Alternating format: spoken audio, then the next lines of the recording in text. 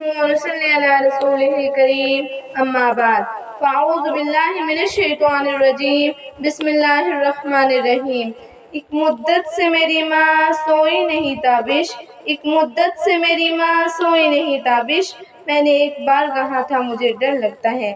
ماں بولنے میں ایک لفظ، کہنے میں ایک رشتہ، لیکن وسعت اتنی بڑی کہ تمام محبتیں کم پڑ جاتی ہے۔ اس محبت کے آگے ماں اللہ تبارک و تعالیٰ کی عظیم نعمتوں میں سرفرست ہے۔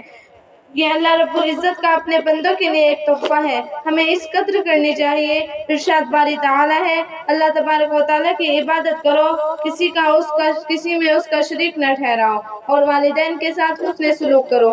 اللہ سے ایمان کے بعد والدین سے حسن سلوک کرنے کا حکم دیا ہے، اور ماں وہ ہستی ہے جس کے قدموں کے نیچے جنت ہے۔ جب ماں دعا کرتی ہے تو آسمان تک کو ہلا دیتی ہے۔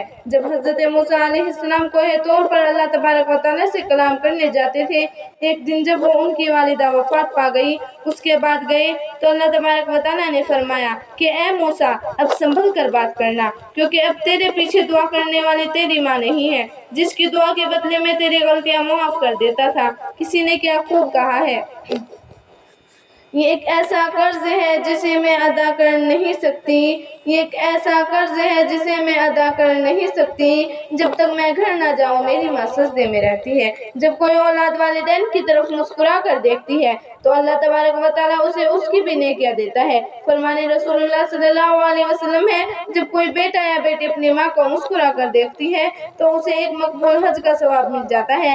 صحابہ کرام رضوان اللہ علیہم اجمعین نے پوچھا، 2 بار دیکھے تو رسول صلی اللہ علیہ وسلم نے فرمایا جتنی مرتبہ بھی دیکھے اسے اتنی ہی حج کا ثواب ملتا ہے۔ ماں کی محبت لازوال ہے، بے مثال ہے، مشکل وقت میں سہارا ہے اور مصیبت میں حوصلہ دیتی ہے۔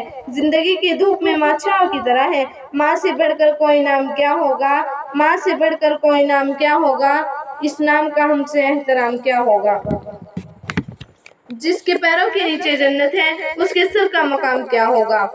فرمان نبی صلی اللہ علیہ وسلم ہے، جس نے والدین کی اطاعت کی اس نے رسول اللہ صلی اللہ علیہ وسلم کی اطاعت کی، جس نے رسول اللہ صلی اللہ علیہ وسلم کی اطاعت کی اس نے اللہ کی اطاعت کی، اور جس نے والدین کی نافرمانی کی وہ مصیبت میں مبتلا کر دیا جائے گا۔ ماں اپنی ذات کو بھول کر اولاد کی مشکلوں کو دور کرتی ہے، اس طرح گناہوں کو دھو دیتی ہے، اس طرح گناہوں کو دھو دیتی ہے۔ ماں غصے میں ہو تو رو دیتی ہے۔ اللہ رب العزت فرماتا ہے، میں ساری مخلوق کا رب ہوں، میں مالک کائنات ہوں، میں رحمان ہوں اور تیری سوچ سے بھی زیادہ مہربان ہوں، میں تیری شہرت سے بھی زیادہ قریب ہوں اور تجھ سے اتنی محبت کرتا ہوں جانتے ہو کتنی، 70 ماں سے بھی زیادہ محبت کرتا ہوں۔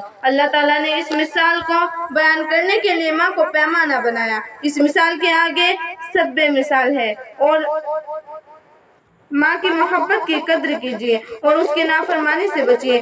دشمن بھی ان کے حبیب ہوتے ہیں، دشمن بھی ان کے حبیب ہوتے ہیں، جن کے پاس ماں ہوتی ہے وہ بہت خوش نصیب ہوتے ہیں۔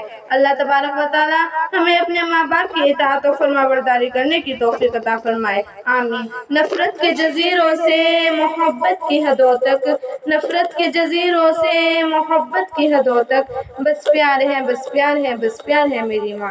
وما علینا الا البلاغ۔ السلام علیکم ورحمۃ اللہ وبرکاتہ۔